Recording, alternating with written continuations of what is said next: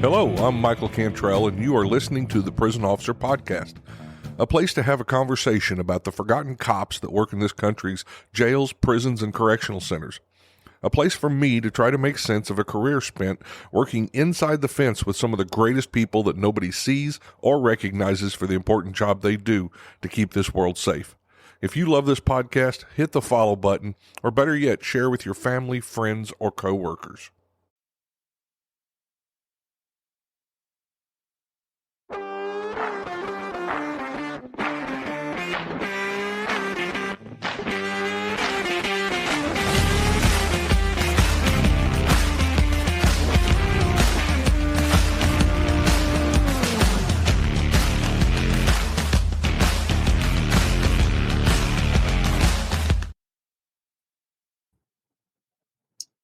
Good evening, everybody. How's everybody doing out there in the ILEETA world? We are here in July already. And wow, July? How many days until the next ILEETA conference, Todd? Do you know? Oh, I have no idea, but this year seems to be flying. Let's Absolutely go with 242 until ILEETA 2026. Wow. So myself, that seems so far off. but so close. It will be here before you know it. You know what? Christmas is almost here. Good grief. So myself and Todd Fletcher here, and we're going to be giving you another awesome ILEETA Live with two great guests from the corrections world. We have corrections representatives from all over the world, and it's nice to get a couple of the well-known correctional experts here, and we will talk about them here in just a little bit. Before we do that, we want to go with some ILEETA news here, and we got some new slides here.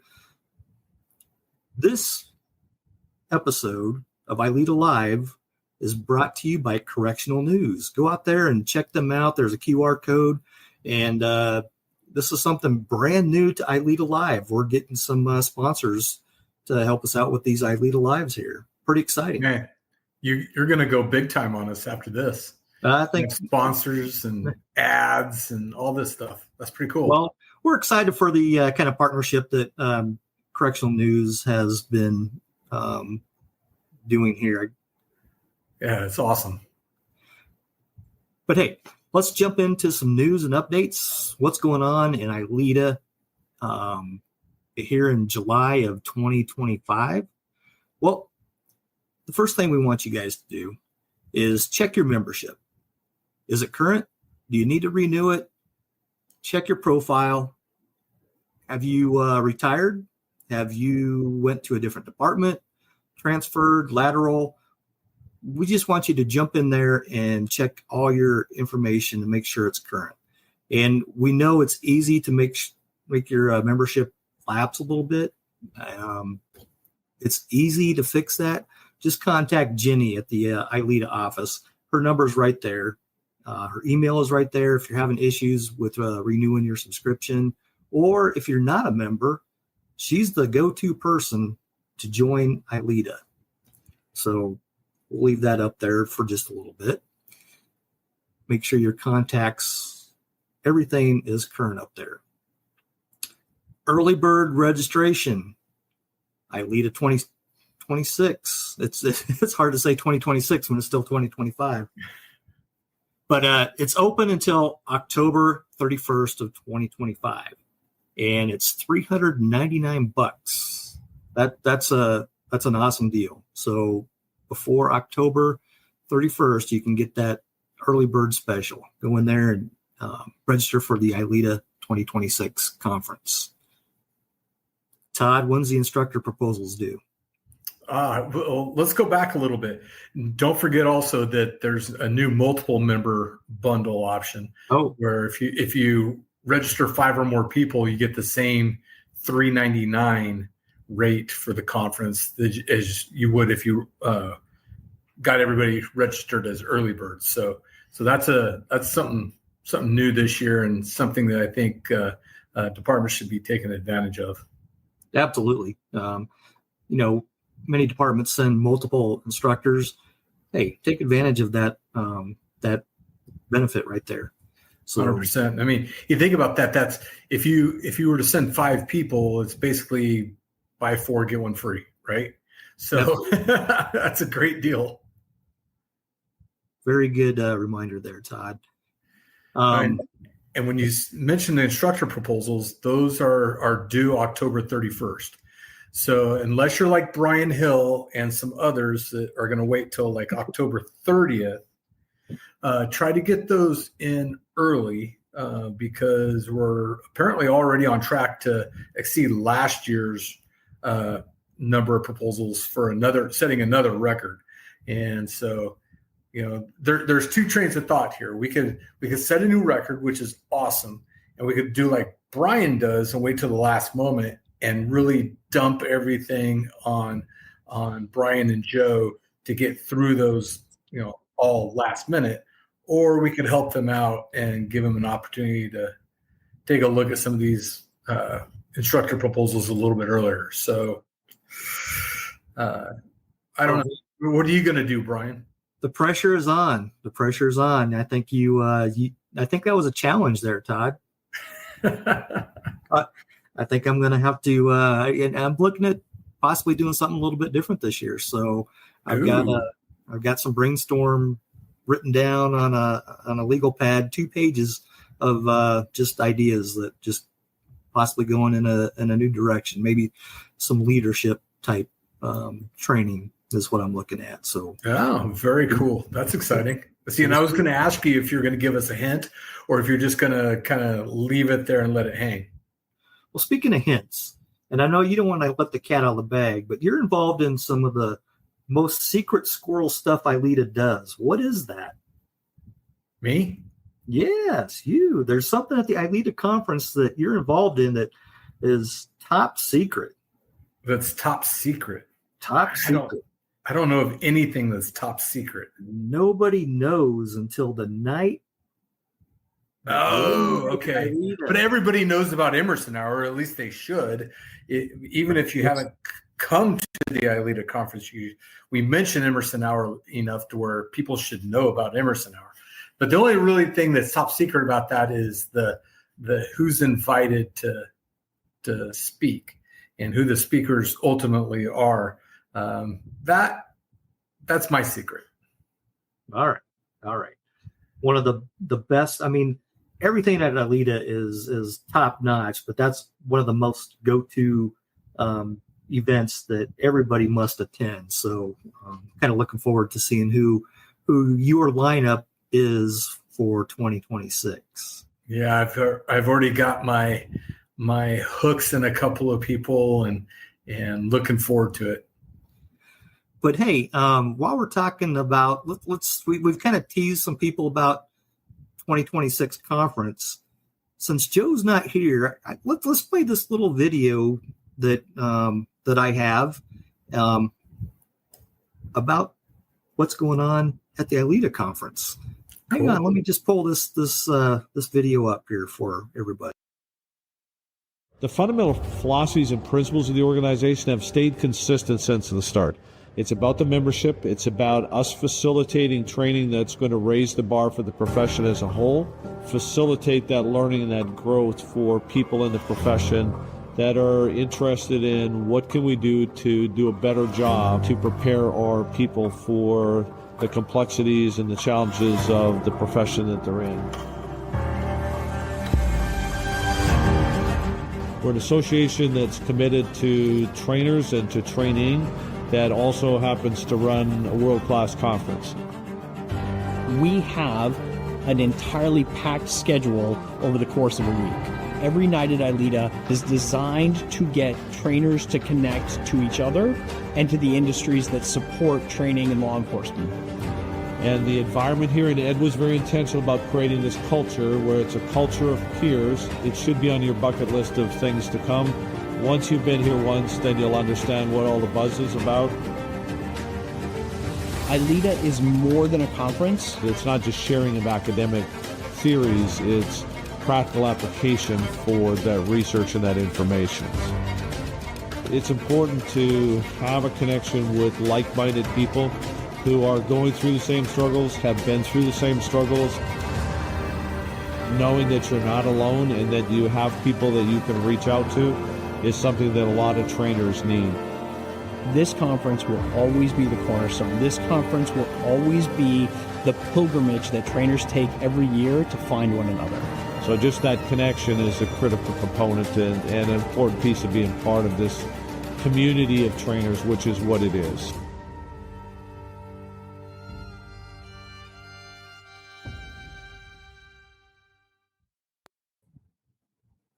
What a powerful video. It did an amazing job on that. That is amazing. Is that video available for everybody, Todd?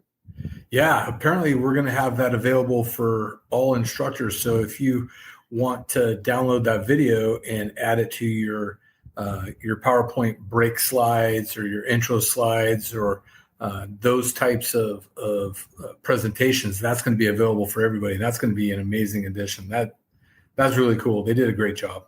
Or even to show that to your supervisor, your chief, to hopefully help you get to the ILEETA conference in 2026.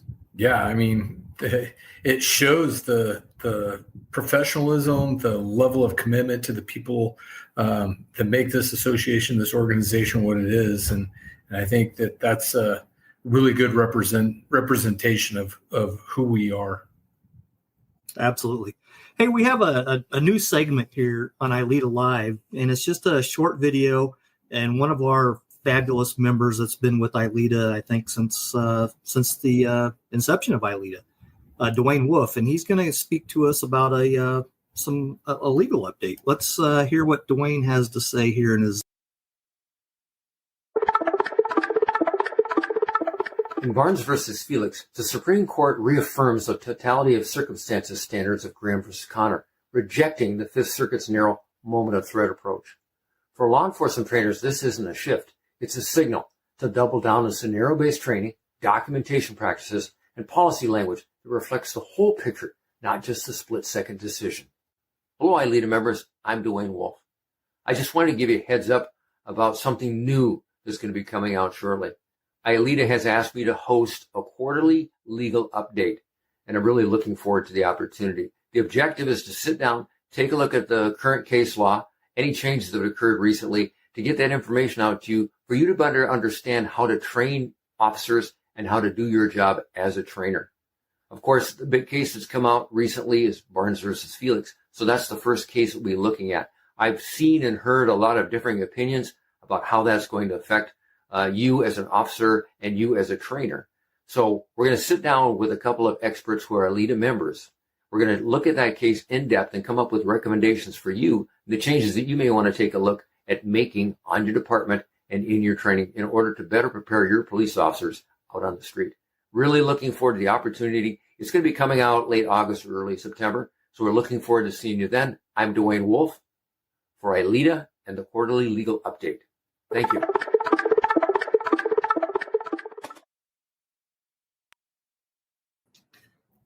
So I think Duane might be watching online. So Duane, thanks for that great training tidbit update of some great legal stuff here. I was just going through our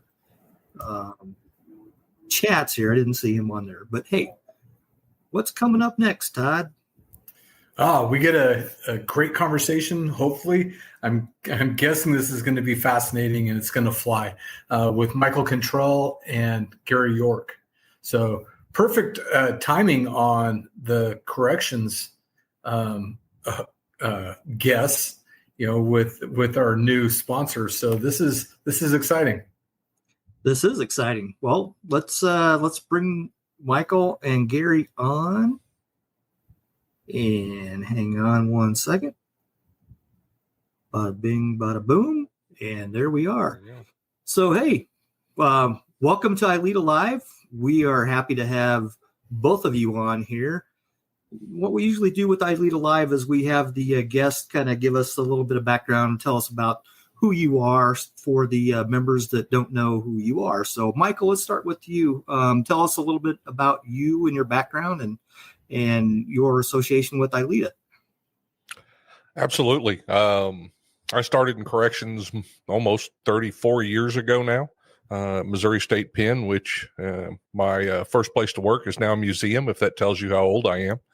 But I worked for about 9 years with the Missouri Department of Corrections, and then I stepped over to the Federal Bureau of Prisons. Worked several institutions there, maximum security mostly. Ended up in Washington, D.C. at the end of my career as the chief of emergency preparedness. And while I was up there, one of the things I did was talk to them about doing a podcast, because I listen to podcasts all the time on the train. And I said, let's do a podcast that we can put out to the staff. Well, the lawyers had it for a few years and they never did anything with it. And finally I retired. So I thought, well, you know what? I'll do a podcast. And so I am now the host of the Prison Officer Podcast. Been busy. I tell people I'm failing retirement. I run that podcast. We're up over 100 episodes, and I've written 5 books since I retired. So I'm failing retirement horribly. But thank you for inviting me. I'm happy to be here. Happy to be here with Gary. Well, thanks, Michael. I think Todd is failing retirement as well. Right. Not to that extent. We can talk about that later. Gary, tell us about yourself there. Yes, sir. Right after high school, I joined the United States Army and did 10 years with the United States Army Military Police. I ended up with the rank of Staff Sergeant. Got out of the Army and needed a job. Went to the local prison, got hired. Was just going to be temporary. Well, 29 years later, I retired from corrections. Within my corrections career of 29 years, I was a correctional officer at a state prison. I was promoted to felony probation and parole, where I worked felony probation in Ybor City, Florida. Then I was promoted to a senior prison inspector, where for 12 years I conducted criminal, civil, and administrative investigations within Florida prisons and probation and parole. And then Sheriff Grady Judd had a big bonus sign on, and it was the same retirement system. So my wife and I left the state prison system and did our last 12 years at the Polk County Sheriff's Office with Grady Judd, and retired in 2018. I'm now a columnist for corrections1.com. I work for the International Association of Chiefs of Police. I'm a proud member now. Thank you, Terry Avery, for the ILEETA, and I really enjoy ILEETA. I'm really having a good time. So you're kind of failing in retirement also. It sounds like you're staying busy, and between writing and mentoring and sharing your experience with others, and well, you're an ILEETA member, so occasionally a trainer, but always a student. So it sounds like you're failing retirement miserably too. Yes, sir. I'm working in several different areas. I haven't left the profession, so yes, I am. Excellent. I feel left out. I'm the only one that's still working and not retired, I guess. Yeah. If you want to get busy, if you want to be busy, retire. Yeah. Everybody that I know that's retired is busier working as retired. Yeah, but you're doing what you want, It's different. Yeah, sure. Going out and teaching all the time, you're around people that want to be there. It's a whole different thing than going into a seg unit and putting up with inmates every day. Well, that's Todd and I don't think Todd's had any experience in corrections or working in the jail, and neither have I. I worked for a sheriff's department for a while, and I booked them into jail and left them there, but that's about the extent. What's the difference between law enforcement, traditional law enforcement, and the corrections? And for those that, we all know, but from your perspective that you want to get out to the world, tell us a little bit about the corrections world. Well, the difference, I call it, between the jail or the prison and the street is you're walking into an environment outnumbered more than 100 to 1 in many cases, with only pepper spray and handcuffs and a radio. And backup is close by. You would say it's so close, but yet it's so far, because it takes time to get through all the channels to get there to help you and back you up. But you're dealing with the same population that law enforcement on the street deal with, but you're dealing with them up front and personal all day long, all shift long, and you're using your interpersonal communication skills quite often. At least I hope you are, because I would rather use interpersonal communication skills and avoid a confrontation than have one, but you're going to have them no matter what. They're going to come about, and you will have to use force, but that's the difference. You're living with them 12 hours, 16 hours a day, as compared to picking them up off the street and bringing them in the book room. I think the other difference is how hidden we are. You know, as a police officer on the street, not only do you get to interact with, you know, depending on what call you show up on it, you might be the hero, you might be the bad guy. Depends on who you're dealing with, right? You know, we're pretty much, even though we're not really the bad guy, we're perceived that way. I mean, look at movies, look at TV, look at all that, and we're hidden, and we've done that to ourselves in some aspects. We've kept that little society behind the walls quiet and hidden because that's what the public wants. That's what they pay us to do. They don't want these people in their backyard. They want us to go take care of them, and they don't want to know that they're part of that justice system that took somebody's freedom away and put them away for 50 years.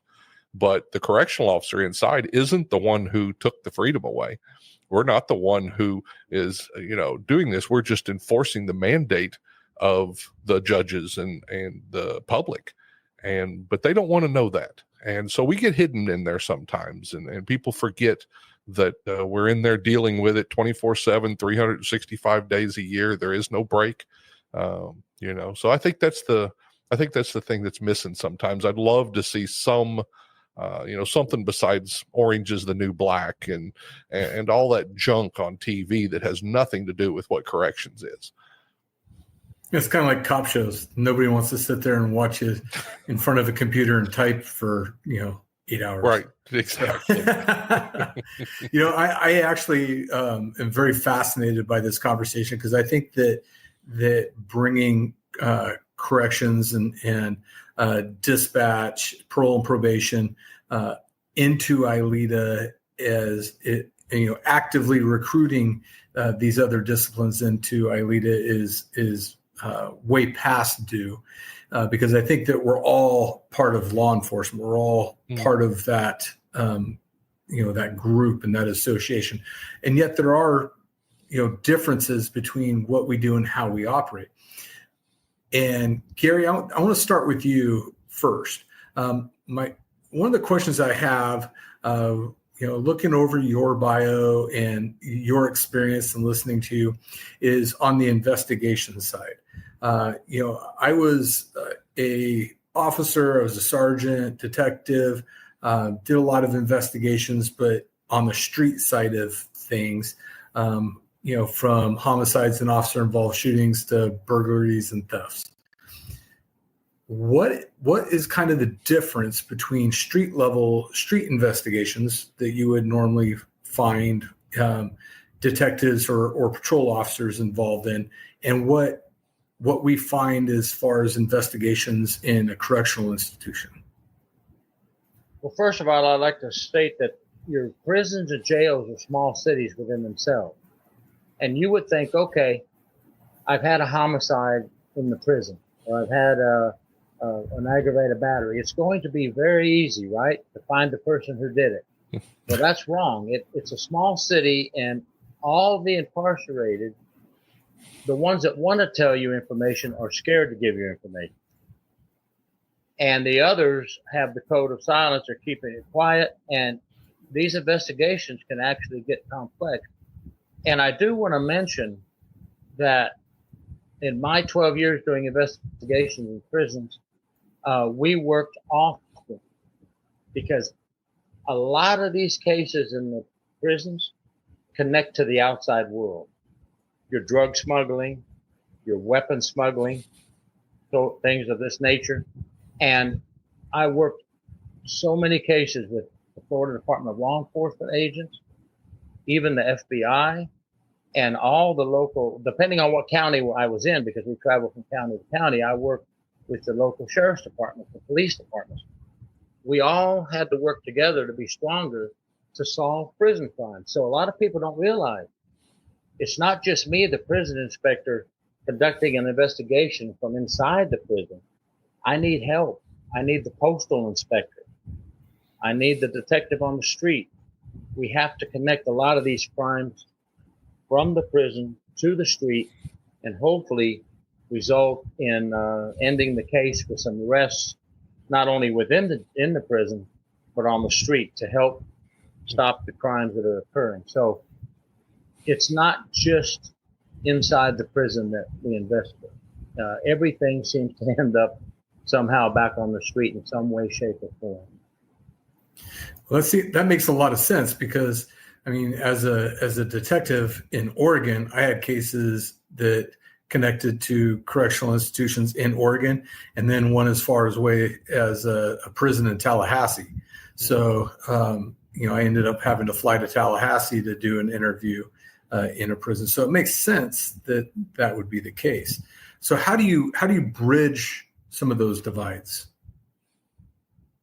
I always made contact with the local law enforcement, and I always felt that the wardens of the prisons and should make contact with all the local law enforcement and tell them this is what we would do if an escape occurred. We need to know if we can do some scenarios together, train together to learn how we're all going to react if there's an escape. There was a New Orleans escape that was just recent. How is everybody going to react in a 10-man escape like the one that just occurred? We need all agencies functioning together as one to be stronger. But if we're not training together, not communicating, and not reaching out to the other agencies, when we have an escape from the prison, we're going to be pretty weak in what we do if we don't train. Yeah. Brian, did you? No, I'm curious to hear Michael's response to your questions as well. Well, and I think Gary's hit one thing on the head. Absolutely, is us working together, and part of that comes to us. It's inviting people in because you wouldn't think so. And I don't mean to upset anybody, but I've ran into a lot of police officers, a lot of ambulance, and a lot of firefighters who are nervous to come inside the prison. Well, sometimes if we do need help, let's say there's a fire, have you brought that fire department in there ahead of time? Have you have you decided who's going to take what area during an escape? And I think Gary hits it absolutely on the head. A lot of what we deal with in prison is gang related also. And gangs are not set in one area. They're spread out all over the country. They do that on purpose, just like any other business would do. And some of those things are actually controlled from inside the prison. We have the ability to give local law enforcement a lot of information if they will just reach out and ask. Those guys get on the telephones. They're talking to their girlfriend. I've heard them. I have seen where they've talked about murders. They've talked about, hey, so-and-so's got this hit over here. There was a Stradivarius violin that had been gone for years that was talked about on a phone call and was found, So we have a ton of information. We can't always follow up with everything that we hear, but definitely look towards your local prison, jail, whatever, and see what their monitoring capabilities are. See what they know. Because we gather a ton of information. I think Go ahead. I'd like to point out probation and parole is just as important. Oh, absolutely. Absolutely. They have pre-sentence investigation, post-sentence investigation, and a ton of knowledge that we need to use not only for the street, but for the prison as well. Yes. Yep. No, Michael, you said something that kind of resonated with me when 1 or 2 years ago when I was in the academy, maybe 3 or 4. We went to a lot of different places. We went to the dispatch, 911. We went to some local community places, but we never went to the local prison or the jail. And got involved with them. And I think that time has passed, and hopefully most agencies are maybe doing that. And if not, what are some things that you can encourage police departments, sheriff's departments, state patrol to, say, hey, we welcome you to come into these jails and prisons to get to know us and the facility. It's not that bad. Sure. Corrections has this old mentality, and it is going away in some ways, but they feel like they're an outsider. For years, we weren't called law enforcement. People refused to call us law enforcement. It wasn't until the last few decades that we even got called officer. We were called guard or hack or, those type of terms. Nobody even recognized us as the job that we do. And still today, if you go to California, those guys go through a complete police academy. They are, officers, law enforcement officers. But yet, if you go to the state of Missouri, those guys go through a 3-week academy and they're not law enforcement officers. So as you go around the country, there's so many different facets of how we're looked at. But, we are being brought in. We are being looked at as law enforcement now. The training that we have is well above what it used to be. You'll see that at ILEETA also. But sometimes it's just, offering them a seat at the table. I did really well when I was working in Springfield, Missouri, and I got with the local sheriff. I got with the local police department. I talked to those trainers.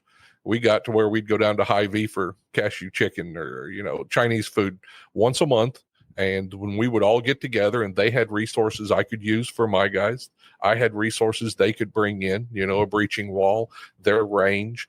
And so we had these discussions about sharing training and sharing resources. And sometimes all it takes, when we got done with that, I think when I left, there was like 12 of us that met every month from around the county and stuff. And so sometimes it's just inviting them to the table, letting them know, we're talking about ILEETA here, and absolutely don't take this the wrong way. I joined ILEETA in 2015, but nowhere on the membership application or anything did it say corrections, and so I always kind of kept that quiet. I knew that I was learning and I was reading the journal, and I didn't get to go to the conference back then, but I read the journals from some of the top people around the country. I was a big firearms instructor at the time and was just gathering that information. But I kind of kept it quiet because nobody really wanted to hear from the corrections guy.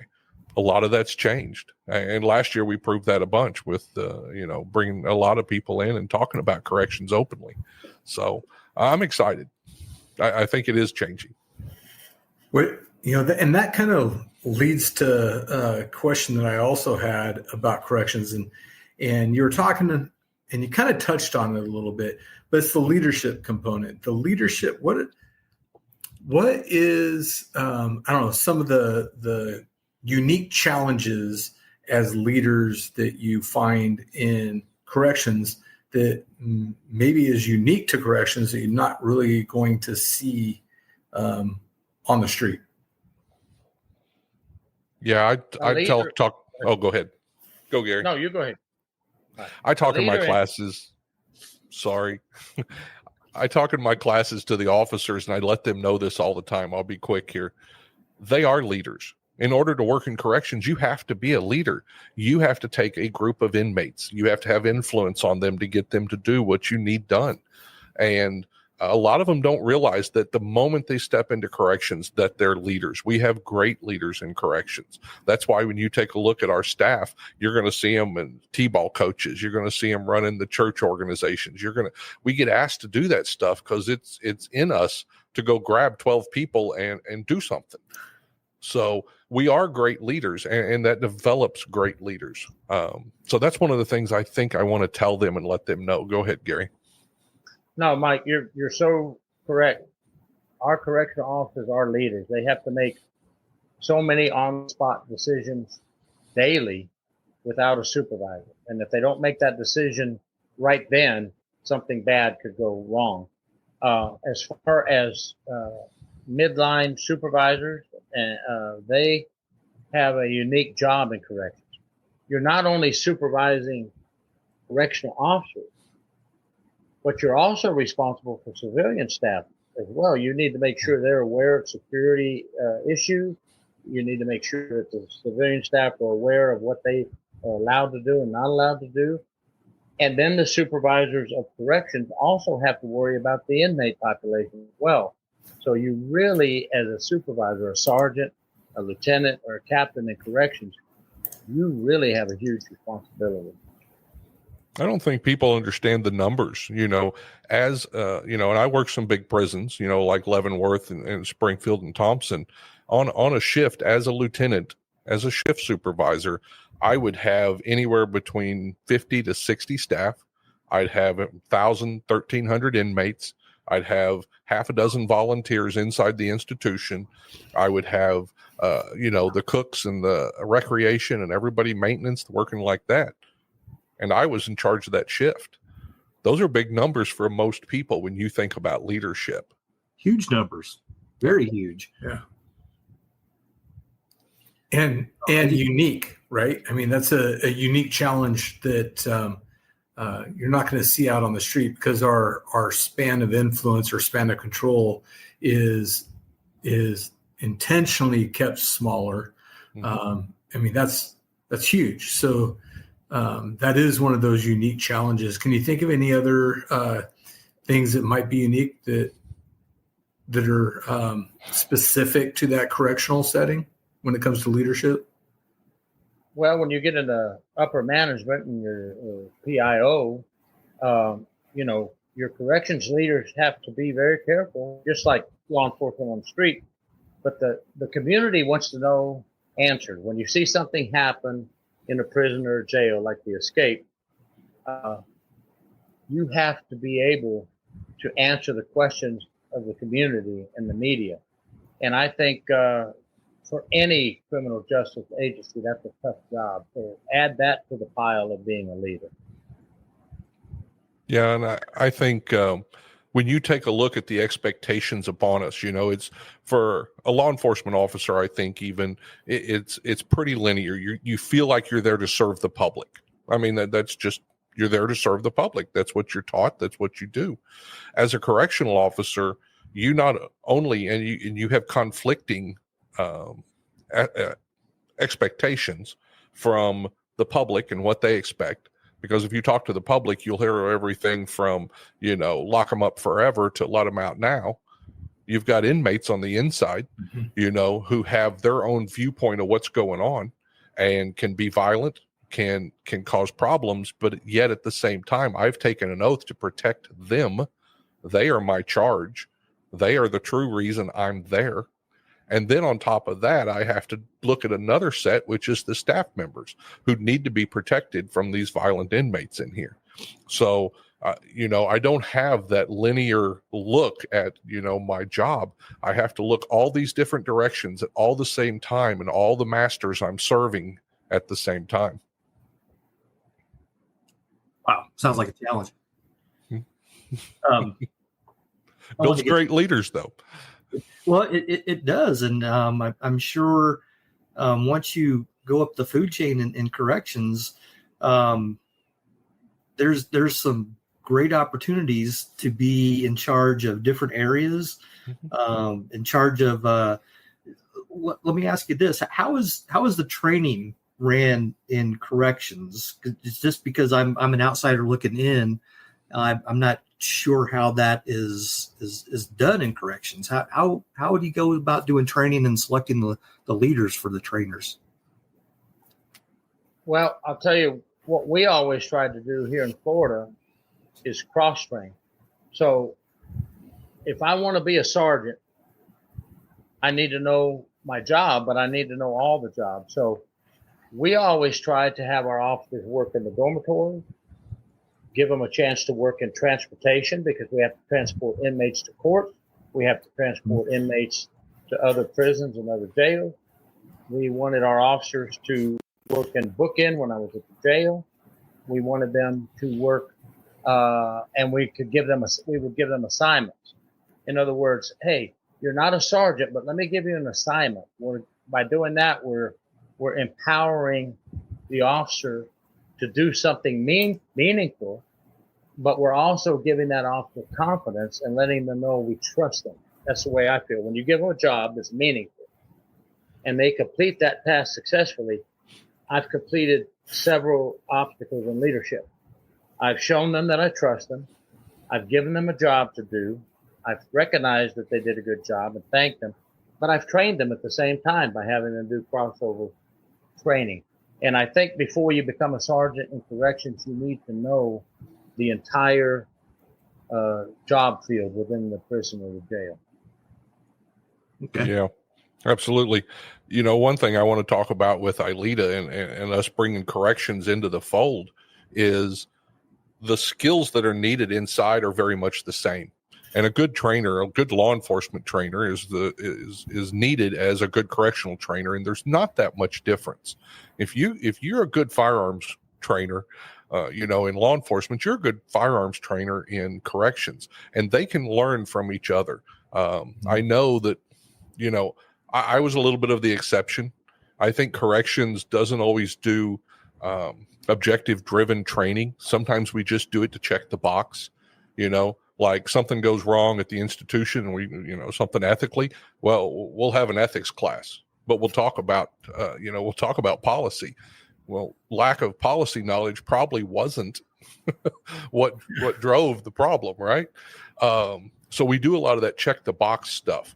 And I pretty early in my career decided, well, and I'll tell you, it was an ILEETA member, and I got to talk to him this year for the first time at the conference, Jim Glennon. And I paid my own money, went outside the prison, went to a class. I was the only correctional officer sitting there with a bunch of cops, and went to one of his classes, and he really opened my eyes to what training could be. And so I started modeling myself after the trainers that I was seeing in law enforcement, and spent a lot of money. Every year my wife was really good, and she'd send me, here, you can go to this training, you can go to this training. So I'd pick something that was totally away from work. And it made me very valuable at work. One, because I had skills and knowledge that I learned from outside of what everybody else was learning. And two, it gave me drive. And I worked every day to become a good instructor and a good trainer. And I know I'm talking a little long-winded here, but here's one of the most important things I want to say about correctional training. As a correctional officer, I don't get to go out with my buddies to McDonald's once in a while. I don't get to go do that stuff. The only opportunity I have to get out of that housing unit or that seg unit or whatever is when I get 8 hours of training. And to be able to go out there and network and talk and learn as a correctional trainer, that is such a high level that you need to bring to class. You can't give them a half-assed class. They deserve so much more because that's all they're going to get for another month or 2 or 3 or 6, right? So if you've got them for 8 hours and they get that opportunity to come out there and feel normal, I'll put it that way, to feel normal, right? It's so important that we take our time and spend it appropriately to help them do that. And Mike, you bring such a valid point, because we can train and we can give the classes, but what I think a lot of young officers need to know today is, in the very end, Mike brought up a super valid point. It is up to you, the individual, to go out and seek that extra training you need if you want to succeed. Yeah. Which kind of brings us to the question of what type of person, what type of personality, what type of individual would be ideally suited for that type of position? Absolutely. I think what we get in a bad habit of doing is picking the person that's been there the longest. And that's not always necessarily the best trainer. I want the person with passion. I want the person who truly cares that when people walk out of their class that they learn something. And so I think you need to look at the individual. What are they doing? Do you see them mentoring in the housing units? Are they sitting in the corner, or are they grabbing the rookie and going, come here, let me show you how to do this? That's the guy you want to make a trainer. That's the guy you want to invest the training money in. Not necessarily the the guy that's got the 25 years in and might know more.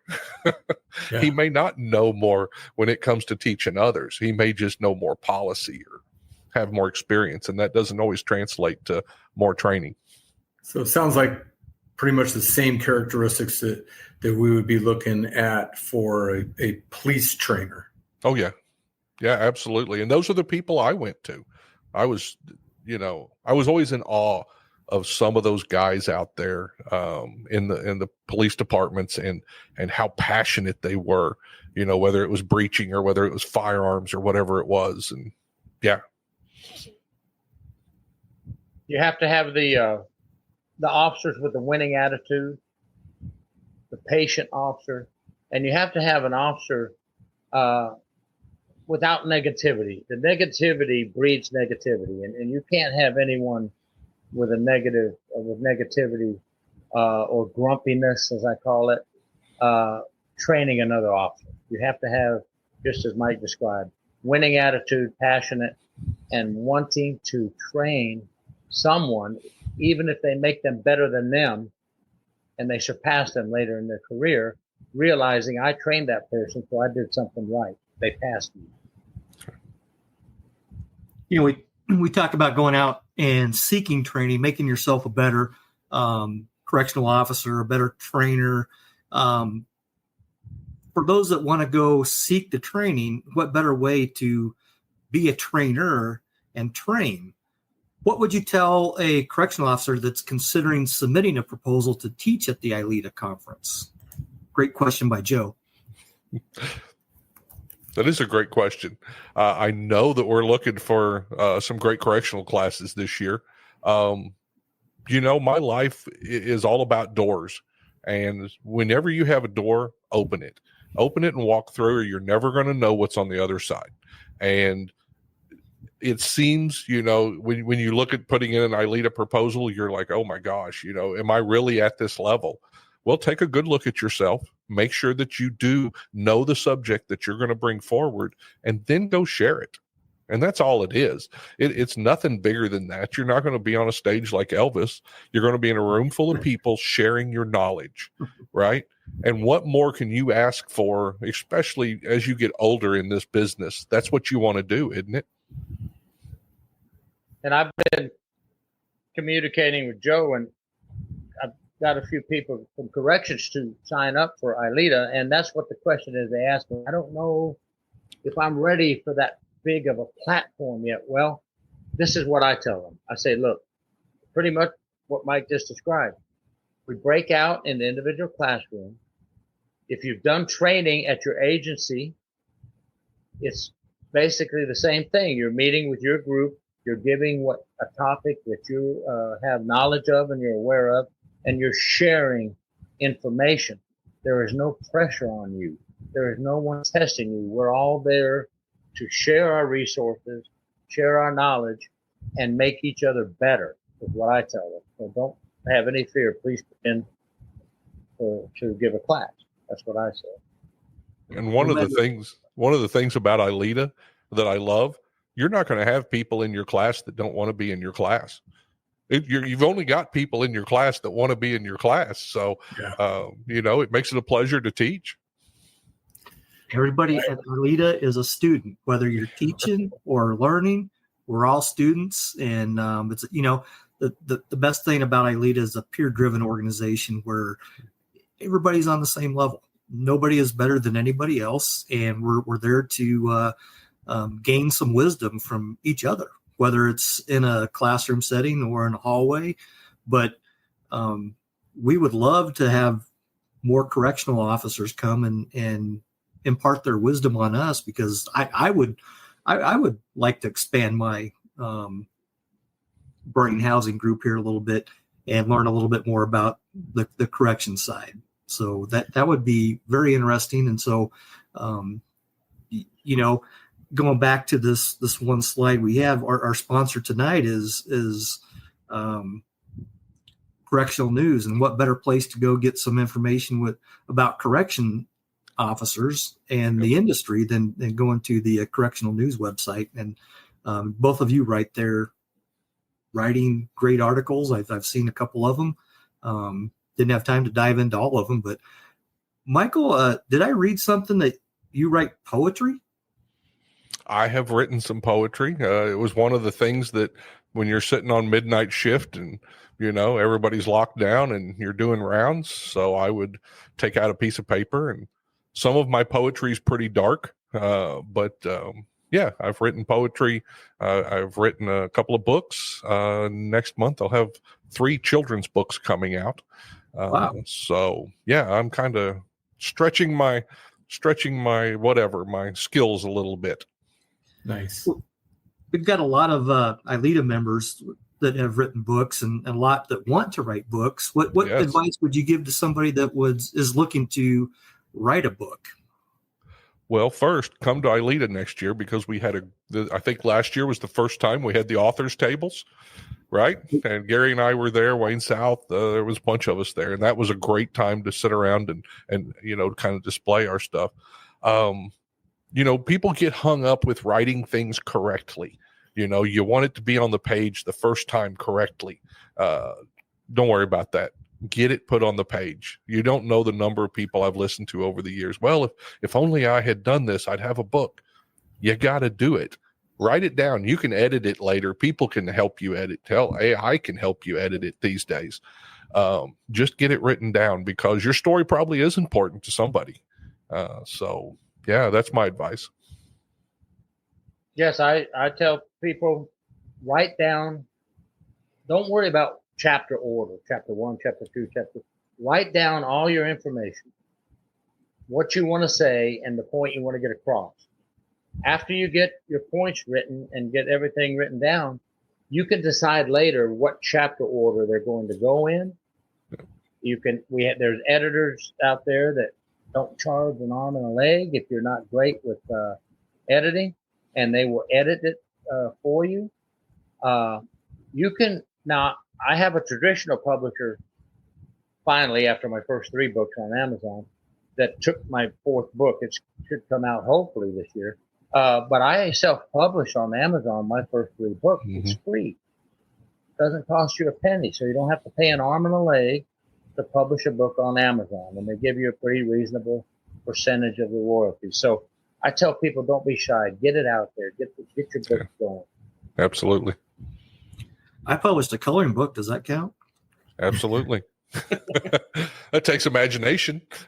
So what is it that Katie says about writing articles? Katie says, I'll give the rated G version: button seat, words on paper. That's right. Which I guess is a perfect segue into the journal article submissions being due on September 10th, right?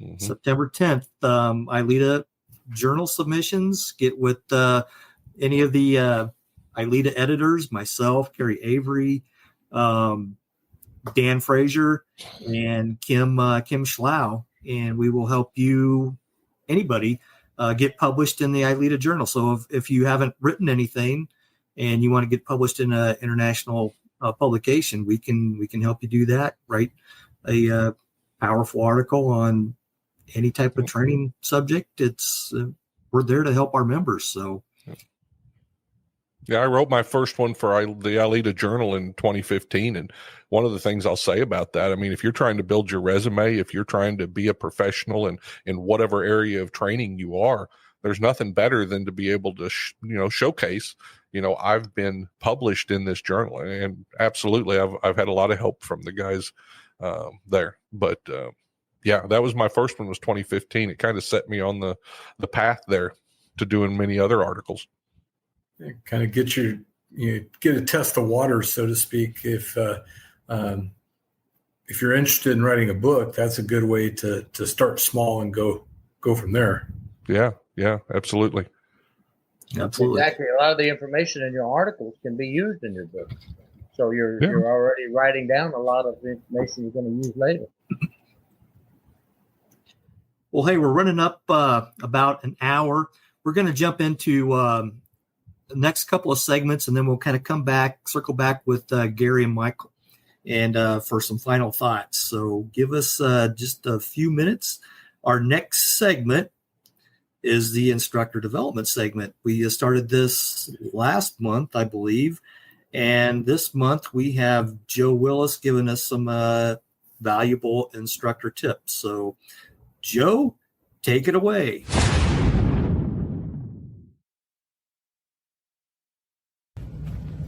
Are you reading Make It Stick right now with us? That's the book of the month for ILEETA this month. Make It Stick, The Science of Successful Learning. And we chose that book because ILEETA members recognize it as one of the most foundational books of the work we're doing. And I want to talk about not just what's in that book. So many of us could do that. Many are familiar with it. And if you haven't read it, I cannot recommend it strongly enough. But I want to talk about the relevance to me and my challenge to all of us as trainers, which is to become conversant in the topics we teach. Now, I am a deputy director of ILEETA, but I'm also a coach and personal trainer. And this is an environment where I love to come and work, and I love to teach and train. And so I was thinking about this as I'm rereading this book that I've actually read a couple of times. Its particular relevance to me right now is on the importance of becoming conversant in the topics we train. To be conversant means to be habitually present in a subject. And when we have a conversation with people, we are in the same place at the same time. Oftentimes we see it with trainers and instructors. We're able to go grab a lesson plan, we're familiar with it, and we can present it. But that is distinctly different from those who are effortfully conversant in a subject, can take that and have that meaningful conversation in a classroom and facilitate a discussion with other learners, themselves being among them. And so I want to take us just really quickly into the practices in the book this month of Make It Stick, specifically with the concept of effortful retrieval. When we become conversant in a subject matter, we often have to delve deep into spaces that we don't necessarily remember all of the details of, or we can't necessarily immediately recall all of the aspects associated with it. And so there's the requirement to challenge ourselves to go back, to guess before Google, to try to recall things, to do low stakes or no stakes testing, even with ourselves, and to be engaged in a conversation with another person while we're doing that is incredibly important.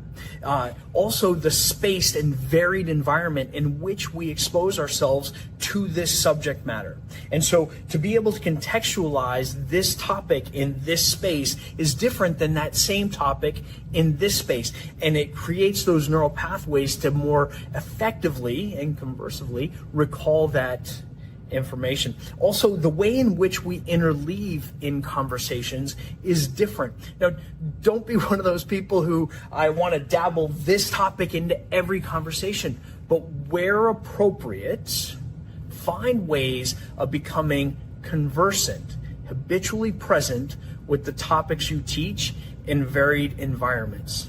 And you'll find that it's an incredible way to become more of an authority on that subject, to be much more familiar with it and comfortable in that learning environment where somebody says to you, hey, I got a question, and you're ready to answer it, or at least acknowledge the fact that we both have a little bit of learning to do right now. So let's explore that. So anyway, I'm Joe Willis. My challenge to all of us this month is to become more conversant in the topics we train.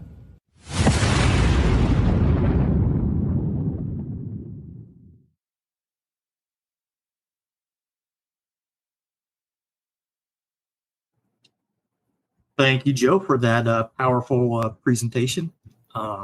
Make It Stick. Have you guys read that book? No, but I will now. It's been a long time. I read it several years ago, but I'm gonna have to. I think I've got it on Kindle, but I'm gonna reread that book. But Kindle! Wow.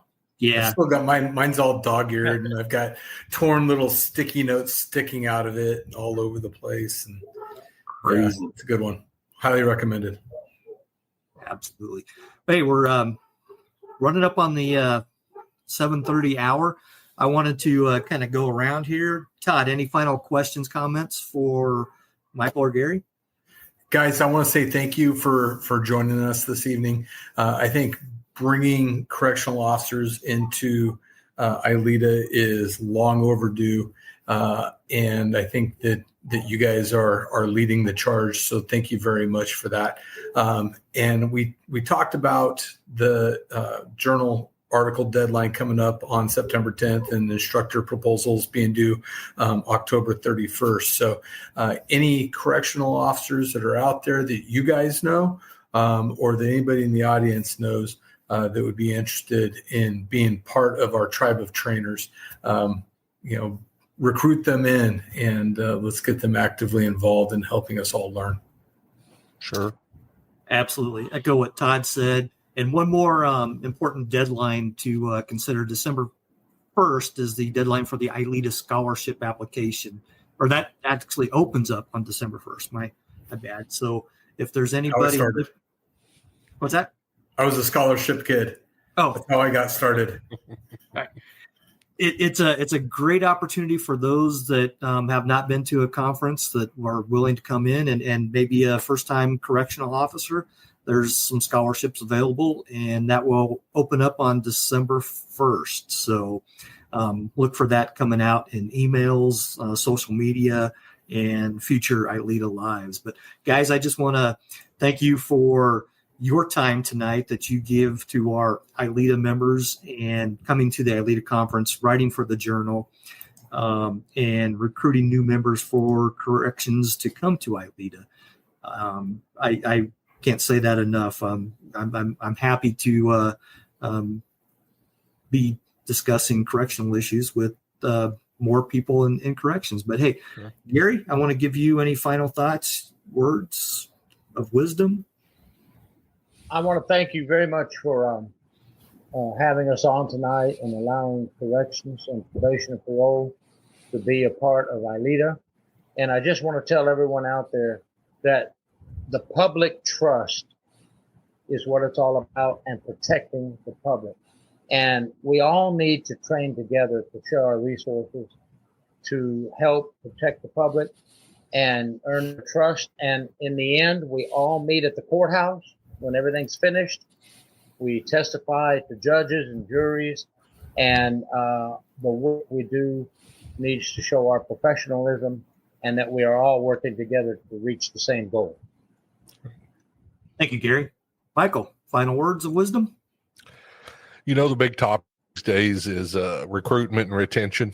Better way to recruit, and there's no better way to retain the staff you have than to have them well-trained. So, a well-trained officer knows his job, feels comfortable when he walks through the gate, is more likely to stay there. So invest in your training, invest in your trainers. If you're out there listening to this, from sheriffs to jails to prisons, wherever, and there's no better place than ILEETA to get them started. I'm telling you, it is a huge, it's just like a dictionary or encyclopedia of trainers. No matter what you want to know, there's somebody that's done a little bit of it. And I thoroughly appreciate being brought into the fold. And if anybody's got any questions, feel free to reach out to me, and I'll tell you how to get going here. Appreciate it, guys. Everybody, ILEETA family members, thank you for joining us tonight. And we will see you in 1 month for another episode of ILEETA Live. Have a great night, everybody.